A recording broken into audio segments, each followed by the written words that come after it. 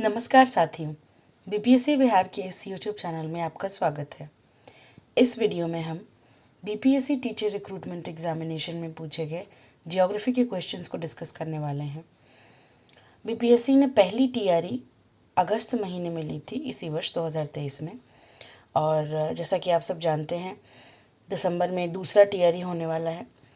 तो अभी बहुत कम दिन बचे हैं, उसकी तैयारी मजबूत करने के लिए सबसे इम्पॉर्टेंट है क्या पास्ट ईयर क्वेश्चंस करें।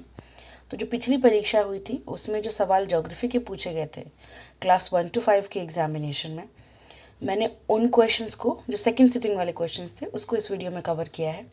फर्स्ट सिटिंग के क्वेश्चंस पार्ट 1 वाले वीडियो में कवर्ड हैं।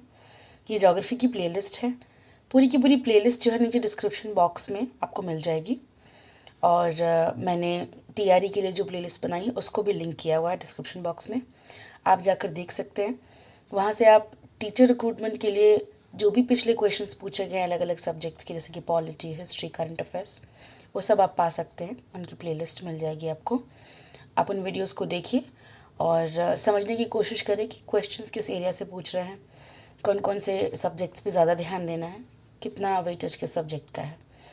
आज इस वीडियो में हम सेकेंड सिटिंग क्लास 1 to 5 के क्वेश्चन पेपर का ज्योग्राफी कर रहे हैं। So let us start. पहला सवाल है ज्योग्राफी से कि विच of the following dams is located on Mahanadi river. Mahanadi नदी पर कौन सी डैम लोकेटेड है।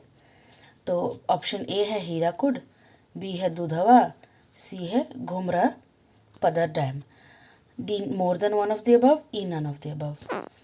तो पहले ग्लिम्स में तो आंसर लगेगा Hirakud dam, but they are asking about इनमें से कौन से डैम्स। तो ये सारे ही डैम्स जो है ना साथियों, ऑप्शन ए बी सी, ये तीनों ही महानदी के ऊपर ही हैं। इनमें से सबसे बड़ा वाला डैम जो है वो नो डाउट हीराकुड डैम है, लेकिन दे आर आस्किंग इनमें से कौन कौन से हैं। तो ये सारे ही हैं, इसलिए सही जवाब हो जाएगा आपका option D, more than one of the above. ठीक है, ये सही है डी। बीपीएससी के आंसर की में भी यही दिया हुआ है। एक और बात बता दूं मैं पहले ही कि जो भी मैं प्रश्नों के उत्तर यहाँ पर दे रही हूँ वो सब के सब बीपीएससी के ऑफिशियल आंसर की से हैं। तो आपको कोई भी इशू नहीं होना चाहिए इसके आंसर्स में, कोई डाउट मत रखिएगा कि गलत होगा या सही। ये बीपीएससी के द्वारा दिए गए आंसर्स हैं, इन पर आप पूरा विश्वास कर सकते हैं। आइए आगे बढ़ते हैं। अगला सवाल है ये कि विच of the following falls under the frigid zone. तो यहाँ ऑप्शन पूछ रहा है फ्रिजिड जोन में कौन आता है। पहला ऑप्शन ए है कि area lying between 66 degree north latitude and north पोल।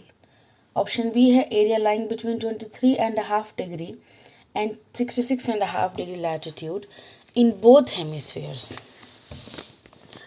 और उसके अगला ऑप्शन सी है area lying between Antarctic circle and the south pole. ठीक है, option D more than one and E none of the above. तो इस प्रश्न का सही उत्तर है ऑप्शन डी, बीपीएससी के ऑफिशियल की के हिसाब से। ऑप्शन डी इसलिए सही है ना क्योंकि वो फ्रिजिड जोन का पूछ रहे हैं, और फ्रिजिड जोन इसमें दो ऑप्शंस हैं। Option A area lying between 66.5 degree north and latitude and north pole, and also this area lying between the Antarctic circle and south pole. क्योंकि ए और सी दोनों ही सही हैं, इसलिए प्रश्न का सही उत्तर होगा ऑप्शन डी। ठीक है, तो फाइनल उत्तर है ऑप्शन डी इसका। ऐसा क्यों, मैं थोड़ा सा एक्सप्लेन कर देती हूँ इस टॉपिक को क्योंकि ज़्यादा मुश्किल नहीं है। तो मान लीजिए हमारा अर्थ है, तो हम सबको पता है कि अर्थ को हम लैटिट्यूड्स और लॉन्गिट्यूड्स में डिवाइड कर सकते हैं। आर्टिफिशियल लाइन सही है। तो ये इक्वेटर से, ये 0 डिग्री पे हो गया इक्वेटर, और ये हो गया 90 डिग्रीज पर पोल्स। ये नॉर्थ और साउथ दोनों में पोल्स हैं, है ना।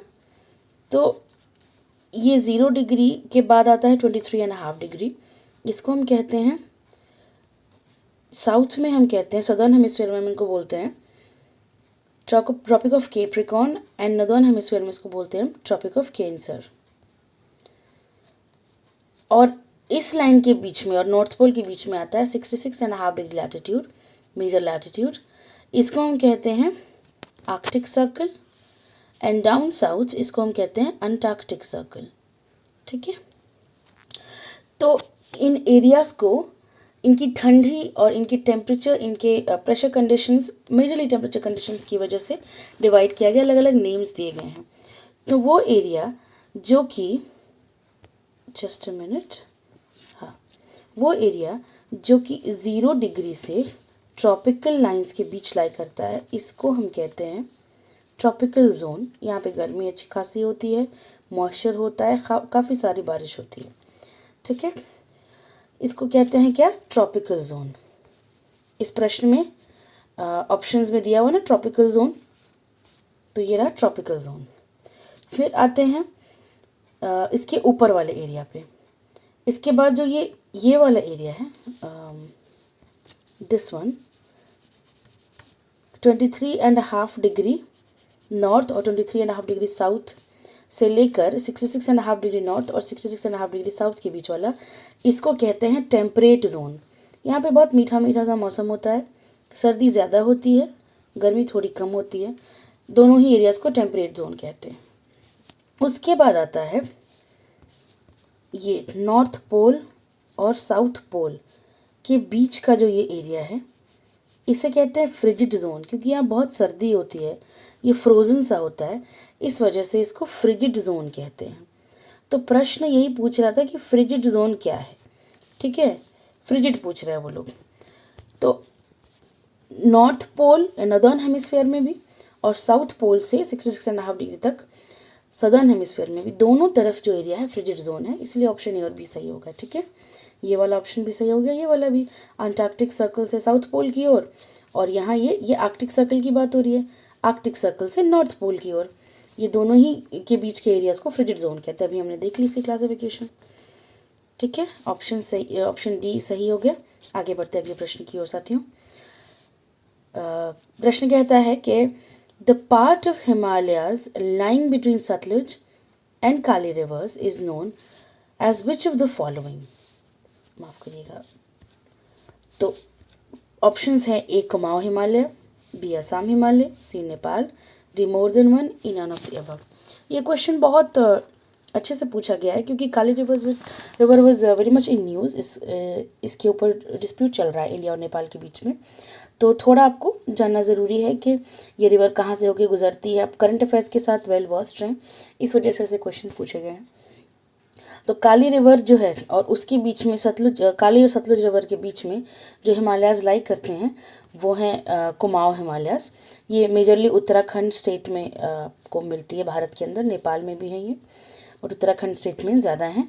और इसकी जो हाईएस्ट पीक है उसका नाम है नंदा देवी, बहुत फेमस है, आप लोगों ने पढ़ी ही होगी। जब हम हाईएस्ट पीक्स पढ़ते हैं तो नंदा देवी पढ़ते हैं हम, ये कुमाऊं हिमालयाज़ के अंदर आती हैं। तो काली और सतलुज के बीच में ये वाली हिमालय होगी, और काली रिवर का जो डिस्प्यूट है वो इंडिया और नेपाल के बीच में है, ठीक है। आगे बढ़ते हैं अगले प्रश्न की ओर। Which of the following statement is true. Statement पहला है A, as per 2011 census Sikkim has a population of 6 lakhs। Option B कहता है Uttar Pradesh is the largest in India in terms of area, area wise पूछना है, ठीक है। नेक्स्ट ऑप्शन है India accounts for 2.6% of the world's area, ठीक है। फिर आते हैं option D, more than one, and E none of the above. So इस प्रश्न का सही जवाब है option A. As per census 2011 Sikkim की पॉपुलेशन है 6.11 lakhs, तो यह it is approximately same similar. तो ये वाला ऑप्शन सही है, बीपीएससी ने ऑप्शन ए को करेक्ट माना है। और उत्तर प्रदेश जो है वो एरिया के हिसाब से सबसे बड़ा नहीं, बल्कि राजस्थान सबसे बड़ा है, तो ये ऑप्शन तो गलत हो गया, ठीक है, राजस्थान सबसे बड़ा है।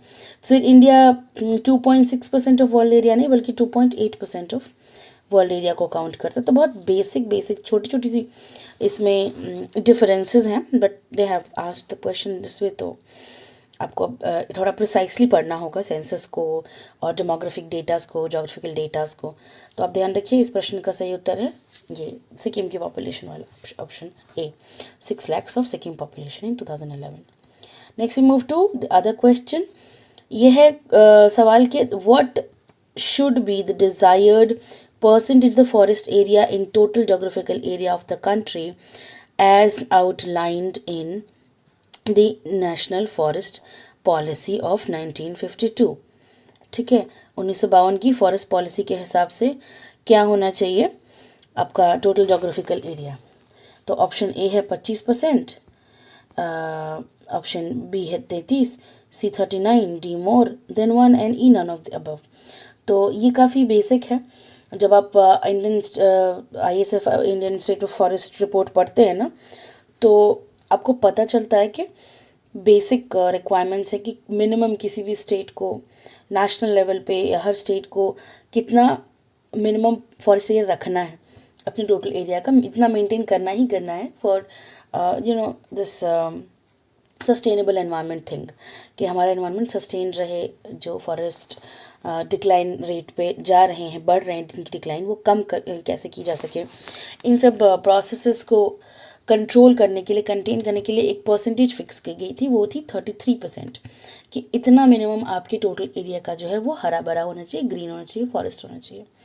ये है फॉरेस्ट पॉलिसी 1952 के द्वारा आउटलाइन किया गया। इनफैक्ट बहुत से शहरों में अगर आपके पास if there is a small plot of land you have, तो you are supposed to leave about 33% of area for planting trees and other things, and you can make construction और कंक्रीट आप बना सकते हैं बाकी के 66% एरिया में और 6.6% एरिया में, बाकी एरिया आपको यहाँ पे ग्रीनरी रखनी चाहिए। तो इसी तरह से नेशनल फॉरेस्ट पॉलिसी ने भी 33% एरिया को, जोग्राफिकल एरिया को प्रिस्क्राइब किया है कि इतना तो आपको ग्रीन रखना होगा, फॉरेस्ट एरिया रखना होगा टोटल एरिया के, which is not the case. अभी 24% के आसपास है इंडिया के अंदर, which is less than the stipulated one, which is less than the targeted one. So the option here correct is option B, 33%। आगे बढ़ते, which of the following is local name, माफ करिएगा, लोकल नेम ऑफ झूमिंग। झूमिंग से क्या समझते हैं? झूमिंग यानी कि शिफ्टिंग कल्टीवेशन। झूमिंग जो है नॉर्थ ईस्ट में बोलते हैं शिफ्टिंग कल्टीवेशन को, इंडिया के नॉर्थ ईस्ट में ना मोस्टली इसको झूमिंग बोला जाता है। ये भी लोकल नेम ही हो गया, फाइन। तो इन्होंने पूछा है कि कौन सा लोकल नेम है। ऑप्शन ए है Bewar, B Dahiya, C Podu, D more than 1 and E none of the above. तो एक्चुअली इंटरेस्टिंग बात यह है कि इसमें ऑप्शन डी करेक्ट होगा, क्योंकि ये सारे के सारे ही जो नेम्स दिए हुए हैं ना, ये लोकल नेम्स है। बेवार और दहिया तो MP में बोलते हैं, एक मिनट, बेवार और दहिया ये नाम ना MP में इस्तेमाल किया जाता है शिफ्टिंग कल्टीवेशन के लिए। पोड़ू आंध्र में इस्तेमाल करते हैं, कॉमनली आंध्र में पोड़ू बोलते हैं। तो क्योंकि ये तीनों ऑप्शन सही हैं, इसलिए D more than 1 of the above सही हो जाता है। साथ के साथ और भी बहुत से नाम हैं जो शिफ्टिंग कल्टीवेशन को दिए गए हैं, जैसे कि पेंडा, पेंडा भी आंध्र में बोला जाता है। जो हमारे हिमालय के एरियाज़ हैं, हिमालयन स्टेट्स हैं, वहाँ पे खील बोलते हैं। और जैसे झारखंड और फॉरेस्ट वाला जो हमारा एरिया है, वहाँ पर इसको कुरुआ बोलते हैं। तो ये कुछ बेसिक नाम NCERT में दिया हुआ है, इसको प्लीज़ देख लीजिएगा अच्छे से, ये इंपॉर्टेंट है। तो ये पेंडा, खील, कुरुआ, ये सब लोकल नेम्स हैं इनके शिफ्टिंग कल्टीवेशन के। थोड़ा सा पता होना चाहिए, इस तरह से सवाल आ जाते हैं, ये बहुत इंपॉर्टेंट एरिया है। आगे बढ़ते हैं अगले सवाल की ओर। What is the name given to a large apartment in Amazon basin having a steeply slanting roof? तो अगर अमेज़न बेसिन में एक बड़ा अपार्टमेंट है जिसका एक वो स्टीप स्लैंटिंग वाला रूफ है, उसको क्या कहते हैं? Sorry, I am not able to draw it perfectly, but still we can manage. उसको मलोका कहते हैं, ठीक है। ऑप्शन ए मैनियोक है, B malocca, C cassava, D more, E none of the above. But ये भी NCERT फैक्ट है। अब इन्होंने इस तरह से ट्रिवियल फैक्ट्स उठाए हुए हैं कि अब वो कंस्ट्रक्शंस और हाउसिंग पैटर्न, इन सब से क्वेश्चंस पूछ रहे हैं, तो you need to just have an idea, ठीक है, कि ये मलोका ये नेम दिया गया है। ये let's go to the other one option, question number 55। ये कहता है the historical Dakshin Path region is situated between. So this question at first appears कि हिस्ट्री का तो नहीं है, बट ये ज्योग्राफी की बात कर रहे हैं कि कहाँ पे लोकेटेड है। हम जब एंशिएंट इंडियन हिस्ट्री पढ़ते हैं, दक्षिण पथ की बात होती है ना, कि area south to a certain region is called Dakshin Path. तो वो कौन सा रीजन है? ये रीजन कौन सा रीजन है? तो ये रीजन ऑप्शन ए है Vindhyachal range and Krishna river, B है Vindhyachal range and Kaveri river, C है Satpura range and Nilgiri, D more than one, E none of the above. तो इस प्रश्न का सही जवाब है Vindhyachal range and Krishna river. तो विंध्याचल और कृष्णा के बीच की जो ये एरिया है ये दक्षिण पथ कहलाती थी। ठीक है, आगे बढ़ते हैं। The major water divides between Arabian Sea and Bay of Bengal drainage are. Bay of Bengal और अरेबियन सी, ये हमारा अरेबियन सी हो गया और ये हो गया बे ऑफ बंगाल। इनके बीच में जो मेजर वाटर डिवाइड है ये कौन सी है? तो जो वाटर डिवाइड हम देख रहे हैं वो इस तरफ का ड्रेनेज बेसिन, इस तरफ का ड्रेनेज बेसिन। हम देखते हैं कि हमारी जो इंडिया का जो ज्योग्राफी है, थोड़ा सा हमारा ईस्टर्न साइड जो है इंडिया का वो टिल्टेड डाउनवर्ड्स है और जो वेस्टर्न साइड है वो अपलिफ्टेड है। But still on the very coasts of course जो अपलिफ्टमेंट है वो कम है, स्टीपर नहीं है। ठीक है, थोड़ा शैलो है, थोड़ा नैरो है। और जो रिवर्स हैं वो अलोंग दिस वे, ज़्यादातर यहाँ से रिवर्स ओरिजिनेट होती हैं, इसी एरिया से। कहीं अरावली हिल्स हैं, कहीं मालवा का पठार है, कहीं छोटा नागपुर का पठार है, वहाँ से नदियाँ निकल रही हैं और वो ड्रेन हो रही हैं। तो जैसे कि लूनी हो गई, नर्मदा तप्ती हो गई, ये हमारी हो गई ये western flowing rivers. 1 second, I need to clean it up a little. ये हो गई हमारी वेस्टर्न फ्लोइंग रिवर्स। हमने पढ़ा है ना ये ज्योग्राफी में, इंडियन ज्योग्राफी में जब रिवर्स पढ़ते हैं तो नर्मदा तप्ती ये सारी नदियाँ जो होती हैं वेस्टर्न फ्लोइंग रिवर्स हो जाती है। और फिर गंगा अपनी Mahanadi, Ganga, Krishna, Kaveri, these all are the eastern flowing rivers. तो we know about this. Now why do these rivers they flow in these directions? Why? Because there is this water divide. यहाँ पे ना एक लाइन, इमेजिनरी लाइन बनाई गई है इस pattern को देखते हुए कि जो पानी को बांट रही है। एक पानी को इस तरह से बांटती है कि उसका जो फ्लो होगा वो वेस्ट की तरफ होना चाहिए, अरेबियन सी में ड्रेन हो, और उसी डिवाइड की वजह से कुछ नदियों का फ्लो जो है वो ईस्ट की तरफ होता है, बे ऑफ बंगाल में ड्रेन होती हैं वो। तो वाटर डिवाइड है क्या, वो कौन से हिस्से हैं जो इस वाटर डिवाइड को बना रहे हैं? ठीक है, यहाँ पे देखते हैं। ऑप्शन ए है Delhi ridge, Malwa plateau and Bundelkhand. Option B है Delhi ridge, Aravalli range, Sahyadri and Amarkantak hills. Option C है Delhi ridge, Malwa plateau and Chota Nagpur plateau, D more than one of the above, E none of the above. तो इस प्रश्न का सही उत्तर है friends option C, Delhi ridge, Malwa plateau and Chota Nagpur का प्लेटो। तो ये तीनों मिलकर के जो है ये मेजर वाटर डिवाइड्स भारत के बनाते हैं। ठीक है, द मेजर वाटर डिवाइड्स यही सारे हैं, इन्हीं से नदियाँ निकलती हैं और अलग अलग डायरेक्शंस में जाके ड्रेन होती हैं। तो पानी को अगर हम देखें स्ट्रेट लाइन नहीं है, ये वाटर डिवाइड कुछ इस तरह से बना हुआ है भारत के अंदर। फाइन, आगे आते हैं। प्रश्न कहता है the place of origin of western disturbances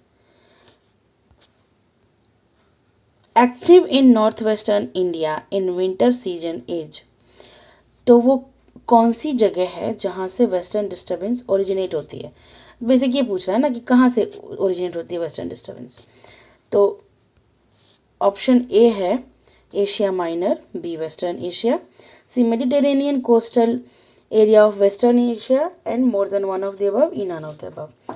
सो इसका सही जवाब है मेडिटेरेनियन कोस्टल एरिया। हम सबको पता है कि जो मेडिटेरेनियन सी है उसके अराउंड, उसके कोस्टल एरिया से ये हवाएं उत्पन्न होती हैं और फिर ये दे फ्लो वेस्टवर्ड्स टुवर्ड्स इंडिया, और फिर ये सर्दियों में हमारे यहाँ जो बारिश होती है उसका कारण बनती हैं।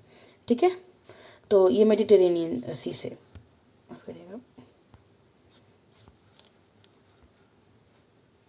होकर के भारत में आती है, वहाँ से डेवलप होती है। अगला प्रश्न है according to GT Trewartha the area of AM type climate in India is. तो जब हम क्लाइमेट क्लासिफिकेशन पढ़ते हैं ना तो उसमें हम GT त्रेवर्थ को पढ़ते हैं। उसमें AM टाइप जो क्लासिफिकेशन है ये ट्रॉपिकल मानसून क्लाइमेट के लिए इस्तेमाल किया गया। ये टर्म जो इस्तेमाल किया गया ना ये किया गया ट्रॉपिकल मानसून के लिए। Okay, just a minute. तो क्वेश्चन पूछ रहा है कि इसमें से कौन सी जगह पर ट्रॉपिकल मानसून मिलता है? ऑप्शन ए है मेघालय प्लेटो, ऑप्शन बी है Western Ghats, C Coromandel coast, D more than one of the above. तो इस प्रश्न का ना उत्तर है बी वेस्टर्न घाट्स। हमको वेस्टर्न घाट्स में ट्रॉपिकल मानसून का वो मिलता है, क्लाइमेट मिलता है। बाकी मेघालय में, यहाँ पे मेघालय प्लेटो में ऐसा नहीं होता, कोरोमंडल के ईस्टर्न कोस्ट में भी नहीं है। सो इस प्रश्न का सही जवाब है बी। यहीं पे हमें AM टाइप की क्लासिफिकेशन मिलती है। NCERT से स्ट्रेट क्वेश्चन था ये, कुछ ज़्यादा मुश्किल नहीं। अगला क्वेश्चन है कि the local name of the rice crops produced in the northern India in winter are. सर्दी में जो चावल उगाते हैं, चावल की, धान की सर्दी वाली फसल का नाम पूछ रहे हैं नॉर्थ इंडिया में, उसको क्या नाम का दिया जाता है? तो ऑप्शन ए है अमन अग्नि औस, ऑप्शन बी है अमन साली अग्नि, ऑप्शन सी है Aman Aus Sali, option D more than one of the above, option E none of the above. ठीक है, तो इस प्रश्न का सही उत्तर है ऑप्शन बी, अमन सली अगहनी। तो अमन तो चावल वाला इसमें कॉमन है ही, और ये अगहनी सर्दियों का महीना है। ठीक है, अगहन में उगाया जाता है इसलिए अगहनी और सली। ठीक है, ये 3 वैरायटीज़ हैं, ये 3 लोकल नेम्स हैं उन फसलों के जो सर्दी में लिए जाते हैं चावल की फसल। ऑप्शन बी सही है इसका। आगे देखते हैं प्रश्न 60। Which of the following is not a peculiarity of middle Gangetic plain agroclimatic region. तो मिडिल गैंगेटिक प्लेन जो अपना मतलब, अगर हम ये हमारा प्यारा भारत बनाते हैं तो यहाँ से गंगा बह रही हैं। ठीक है, माफ़ करिएगा ये डबल लाइन बन गया रिवर बनाने के चलते, I didn't mean to do that. तो जो हमारी जो गंगा का प्लेन रीजन है, ठीक है, उसके लक्षण पूछ रहे हैं, पेक्यूलियरिटी कौन सी नहीं है इनमें से। तो ऑप्शन ए कहता है कि it is located in Ganga and its tributaries drainage area। क्या पूछना चाह रहा है प्रश्न? Middle Gangetic plain agroclimatic region जो है वो गंगा में लोकेटेड है। ठीक है, और and its tributaries drainage area, this is a peculiarity। And then extended in more than 2 states, of course no, it is extended in, yes it is extended। So and next question, receives more than 100 centimeter rain annually, D more than one of the above, E none of the above। तो इस प्रश्न का सही उत्तर है option E, क्योंकि इसमें जितने भी ऑप्शंस दिए हुए हैं ना, ये इनकम्प्लीट ऑप्शंस है। इनको पढ़ने से भी लग रहा है ना कि क्या ही पूछा जा रहा है इसमें से गंगा की पेक्यूलियरिटी क्या नहीं है। तो BPSC ने अपने उत्तर में भी लिखा है कि इसके जो ऑप्शंस दिए गए हैं ये वेग हैं, ये इनकम्प्लीट हैं, इन्हें ठीक से फ्रेम नहीं किया गया है और गलत भी हैं। अब इनमें से कौन सी पेक्यूलियरिटी नहीं है, तो देखा जाए तो कोई भी नहीं है पेक्यूलियरिटी इस हिसाब से, इसलिए ऑप्शन ई करेक्ट है इसका। ठीक है, none of the above. Next question friends, match list 1 and list 2 with list 2 and select the correct answer using the code given below। List 1 में available resources in some provinces है, list 2 में name of the related provinces हैं कि क्या क्या resources मिलता है, और दूसरे में प्रोविंसेस के नाम। तो ऑप्शन ए में दिया हुआ है, एक तरफ हम लिस्ट में ए में देख लेते हैं, rich in mineral resources but lacks industrialisation. Option B है rich in water resources but lacks infrastructure development. Option C है rich in solar and wind energy but lacks water resources. D है rich in mineral resources but lacks the means of transportation and communication. और इधर जो ये जो शहर दे रखे हैं, प्रोविंसेस दे रखे हैं, वो हैं झारखंड, अरुणाचल, राजस्थान और लद्दाख। इनको आपको अरेंज करना है कि किसके लक्षण कौन से हैं, कौन डिस्क्रिप्शन है प्रोविंस का। तो देखिए, rich in mineral resources but lacks industrialization, ये झारखंड का है feature. Rich in water resources but lacks infrastructure development, ये अरुणाचल का है, खूब सारी बारिश होती है वहाँ पे, इंफ्रास्ट्रक्चर की कमी है। Rich in solar and wind resources but lacks water, ये राजस्थान का है, वहाँ पे हमको पता है डेजर्ट है बहुत बड़ा, और सोलर रिसोर्सेज और विंड रिसोर्सेज तो अच्छे, विंड मीन्स बड़े बड़े विंड फार्म, सोलर फार्म्स हैं वहाँ पे। Rich in mineral resources but lacks the means of transportation communication, Ladakh के बारे में बात हो रही है, पहाड़ी इलाका है, ऊंचाई पे है, very high terrain, communication transportation की दिक्कत। तो इसके हो जाएगा पैटर्न हो गया ए का 1, बी का 2, सी का 3 एंड डी का 4। तो इट्स लाइक स्ट्रेट 1 2 3 4, ये इसका ऑर्डर। देख लेते हैं इन्होंने क्या क्या कोड्स दिए हुए हैं। कोड ए है, ये देखिए, ए का 3, बी का 4, सी का 1, डी का 2, ये तो गलत है। कोड बी है, ए का 1, बी का 2, सी का 3, डी का 4, जी ये सही कोड है जो हमने ऊपर बनाया हुआ है। इस हिसाब से फिर बाकी ऑप्शंस देखने का कोई इस्तेमाल नहीं रह जाता। ये क्रोनोलॉजिकल ऑर्डर में दिए हुए हैं, सही हैं ये, जिस तरह से दिया हुआ है जिस ऑर्डर में, इसी ऑर्डर में इनके आंसर सही होंगे। So option be here is correct. आगे आते हैं। A medicinal plant named Himalayan yew is found in which of the following provinces of India? Bharat के किस प्रांत में हिमालयन यू मिलती है? ये प्लांट है, ठीक है। ऑप्शन ए है हिमाचल प्रदेश, बी है हिमाचल प्रदेश एंड अरुणाचल प्रदेश, बी है उत्तराखंड एंड मध्य प्रदेश, सी है जम्मू कश्मीर एंड आसाम, डी है more than one of the above, E none of the above. तो फ्रेंड्स, इस प्रश्न का सही जवाब है ऑप्शन बी, जो सॉरी ऑप्शन ए है।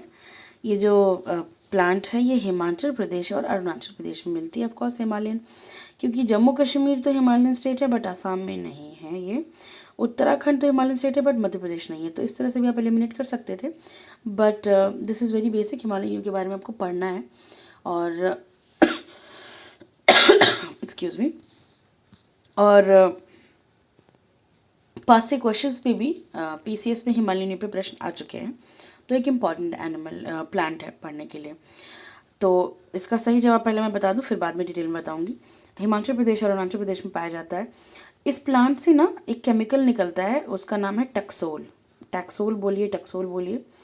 और ये ना एंटी कैंसर ड्रग बनाने के काम आता है, इसीलिए इसकी यूटिलिटी बहुत ज़्यादा है। इसका इलीगल कटिंग वगैरह चल रहा है, तो ये एंडेंजर्ड है अभी, IUCN कैटेगरी अगर देखें तो इसकी ये एंडेंजर्ड है। इस वजह से इसकी कंजर्वेशन के लिए काफ़ी एफर्ट्स हो रहे हैं। तो आपको ध्यान रखना चाहिए कुछ ऐसे प्लांट्स और एनिमल्स का जिनकी कंडीशन बुरी है, जिन एनिमल्स की पोचिंग, जिन प्लांट्स की इलीगल कटिंग हो रही है, उनके बारे में थोड़ा सा अगर न्यूज़ में आया तो डिटेल में जाकर के एक बार गूगल कर लिया करिए। इस तरह से क्वेश्चन आ सकते हैं, वो कहाँ पाए जाते हैं एंड ऑल। आगे बढ़ते हैं। Which of the following movements was launched against multi-purpose projects in India? ठीक है, मल्टीपर्पज प्रोजेक्ट्स के विरुद्ध कौन कौन से मूवमेंट स्टार्ट हुए थे? ऑप्शन है नर्मदा बचाओ आंदोलन, बी है तहरी डैम आंदोलन, सी चिपको आंदोलन, more than one, none of the above. तो इसमें तीनों ही ऑप्शन सही हैं, ठीक है। नर्मदा बचाओ आंदोलन, तहरी डैम आंदोलन, ये सब डैम कंस्ट्रक्शन के अगेंस्ट था। हाइड्रो इलेक्ट्रिक प्रोजेक्ट वगैरह डेवलप हो रहे थे, तो हाइड्रो इलेक्ट्रिक प्रोजेक्ट के कंस्ट्रक्शन के विरुद्ध था कि आप नदियों का पानी रोक करके उस पर पानी से बिजली बनाने की परियोजना चल रही थी, जिससे बहुत सारी लोकल कम्युनिटी को, वहाँ की ट्राइबल लाइफ को, फ्लोरा फौना को लॉस होता, इसलिए ये आंदोलन किए गए थे। आपको इनके बारे में आइडिया होना चाहिए, इनसे कई बार क्वेश्चंस पूछे जा चुके हैं। ये नर्मदा बचाओ आंदोलन जो है 1985 में स्टार्ट हुआ था, मेधा पाटकर इसमें फेमस हुए थे। उसके बाद तहरी डैम आंदोलन इन माफ़ करिएगा, इसका ईयर 83 है शायद। I get back to you and comment it the correct year, I am forgetting right now. अगर आपको याद है कि तहरी डैम आंदोलन कब हुआ था तो प्लीज़ कमेंट में बताइए, otherwise I am there to comment it there itself. फिर ये अपना चिपको आंदोलन है, ये 1970 में हुआ था। और ये ना एनवायरनमेंट कंजर्वेशन मूवमेंट था, क्योंकि ऑप्शन ए और बी दोनों के दोनों मल्टीपर्पज़ प्रोजेक्ट्स के विरुद्ध हैं, इसलिए इस क्वेश्चन का सही ऑप्शन हो जाएगा option D, more than one of the above. ठीक है, आगे बढ़ते हैं। अगला प्रश्न देख लेते हैं कि the Salim Ali bird sanctuary is located in, कौन से शहर में लोकेटेड है? A Uttar Pradesh, B Madhya Pradesh, C western घाट, D more than one, and E none of the above. तो सलीम अली बर्ड सेंचुरी ये क्वेश्चन दूसरे वाले सिटिंग में भी पूछा गया है, टीआरई के अंदर ही पूछा है इन्होंने। ये गोवा में सिचुएटेड है, तो यहाँ पे गोवा तो हमें इनमें से कहीं दिख नहीं रहा है, इसलिए इसका सही जवाब हो जाएगा option E, none of the above. इनमें से कहीं पे भी नहीं है सलीम अली बर्ड सेंचुरी, ये गोवा में है। आगे आते हैं। In India the tropical rain forest are found in. Bharat में ट्रॉपिकल रेन फॉरेस्ट कहाँ मिलते हैं? ऑप्शन ए है Karnataka, B Himachal Pradesh, C Kerala, D more than one and E none of the above. तो ये फिर से एनसीईआरटी से straight question, option C Kerala is correct. Tropical rain forest जो है वो केरला में पाए जाते हैं भारत के अंदर। बाकी मोस्टली जो यहाँ पे एरियाज लिस्टेड हैं इसमें एवरग्रीन फॉरेस्ट वगैरह हैं, डेसिडुअस फॉरेस्ट वगैरह पाए जाते हैं। ट्रॉपिकल रेन फॉरेस्ट केरला में ही पाए जाते हैं, option C is correct. Next question, the major source of methane in India is. Bharat में मीथेन का सबसे बड़ा सोर्स क्या है? Option A wheat field, B sugar cane field, C rice, D more than one, E none of the above. तो the correct answer to this question is rice field. अब सबको पता होगा, आप लोगों ने धान की खेती देखी होगी, तो उसमें क्या होता है कि अगर हमारे ये बड़ा सा लैंड है, फील्ड है मान लीजिए, तो उसमें जब हम धान उगाने लगते हैं उस वक्त पानी भरा जाता है, पानी एज ए नेचुरल सोर्सेस से पानी आता है। तो इस पानी के भर जाने की वजह से जो फसल धान की होती है वो एनारोबिक कंडीशंस क्रिएट कर जाती है। तो अगर आपका पानी भरा हुआ है फील्ड के ऊपर, तो नीचे जो रूट्स हैं ना प्लांट के, और वहाँ पे जो बैक्टीरिया रह रहा है, उसको रेस्पिरेशन करने के लिए ऑक्सीजन की कमी हो जाती है। तो उस कंडीशन में जो गैस रिलीज होती है उसको मीथेन गैस कहते हैं। एनारोबिक रेस्पिरेशन की वजह से, जो कि इस पानी के नीचे की सतह पे माइक्रो ऑर्गेनिजम्स कर रहे हैं, उनकी वजह से ये मीथेन रिलीज होता है। तो जो धान के खेत हैं जहाँ पे खड़ा पानी है, बहुत सारा पानी फील्ड्स में स्थित होता है, रुका हुआ होता है, उसकी वजह से बहुत सारा मीथेन रिलीज होता है, which is one of the concerns, environmental concerns related with India. तो rice field is correct answer over here. ठीक है, आगे आते हैं। The layer of atmosphere having the lowest temperature. वो एटमॉस्फेयर की लेयर जिसका सबसे कम टेम्परेचर है। ऑप्शन ए है stratosphere, B troposphere, C mesosphere and D more than one of the above, E none of the above. तो हमें अगर लेयर्स मैंने पिछले वाले पार्ट 1 में बताई भी थी, इस बार फिर से बना के बता देती हूँ कि मान लीजिए हमारा ये एटमॉस्फेयर है, तो इसकी सबसे नीचे वाली लेयर होगी ये ट्रोपोस्फेयर, फिर ये होगी स्ट्रेटोस्फेयर, फिर ये होगी मेसोस्फेयर, ये होगी थर्मोस्फेयर, और इसके आगे हो गई ये हमारी एग्जॉस्फेयर, सबसे बाहर वाली। इसका उतना यूटिलिटी नहीं है, हमको ज़्यादा क्वेश्चन से ट्रोपो मेजो स्ट्रेटो से पूछ लेते हैं। तो जो ट्रोपोस्फेयर है ना, ये है सबसे हॉटेस्ट, सॉरी ये मेजोस्फेयर है ना, ये है सबसे हॉटेस्ट। ओके, टेम्परेचर जो है, सॉरी ये सबसे कूलेस्ट है, बेगे पार्डन, ये लोएस्ट टेम्परेचर यहाँ पे होता है, यहाँ पे टेम्परेचर है lowest, it's not the hottest, it's the coolest rather. Fine, सबसे हॉटेस्ट थर्मोस्फेयर है, इसलिए उसका नाम थर्मोस्फेयर है, क्योंकि यहाँ पे बहुत सन की हीट ट्रैप्ड होती है, तो ये थर्मोस्फेयर जो है ये सबसे हॉट है। और स्ट्रेटोस्फेयर में जो है आपकी ओजोन की लेयर प्रेजेंट है, ये याद रखिएगा, स्ट्रेटोस्फेयर का पिक्युलियरिटी। ट्रोपोस्फेयर नीचे की सबसे लेयर है, हम लोग जो ब्रीथ कर रहे हैं वो ट्रोपोस्फेयर में ब्रीथ कर रहे हैं। तो इस प्रश्न का सही जवाब जो है वो हो गया ऑप्शन सी मेसोस्फेयर, कूलेस्ट, या जो सबसे लोएस्ट टेम्परेचर वाला जो है वो ये वाला लेयर है। इस तरह से हमने इस सिटिंग के क्लास 1 to 5 में जो के लिए जो परीक्षा हुई थी टीचर वाली, उसमें सेकेंड सिटिंग के क्वेश्चंस हमने डिस्कस कर लिए हैं। फर्स्ट भी हो चुका है, पार्ट 1 मैंने बताया हुआ कि ऑलरेडी इसकी वीडियो अपलोडेड है, आप दोनों देख लीजिएगा, तो अच्छी तैयारी हो जाएगी।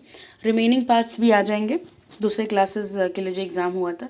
तो इस बार तो 1 to 5 की नहीं वैकेंसी है, 6 से लेकर के 9 तक की वैकेंसी है, और वो सब बाकी अलग अलग क्लासेस की भी है, 11 12 की भी है। तो आप उसकी तैयारी करिए। क्वेश्चंस ऑलमोस्ट सेम ही होते हैं, आपको 1 to 10 का पूरा ही पूछा जा रहा है शिक्षक भर्ती वाले में।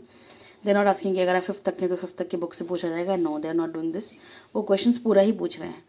तो ये पास्ट ईयर क्वेश्चन चाहे किसी भी क्लास की रिक्रूटमेंट की परीक्षा हो, सारे क्लासेस के इंपॉर्टेंट है, उनको ध्यान से देखिएगा। जीएस वाले क्वेश्चन तो देख ही लीजिएगा, मैंने प्लेलिस्ट तो बना ही रखी है, just go through it and revise it multiple times, it's going to be very useful.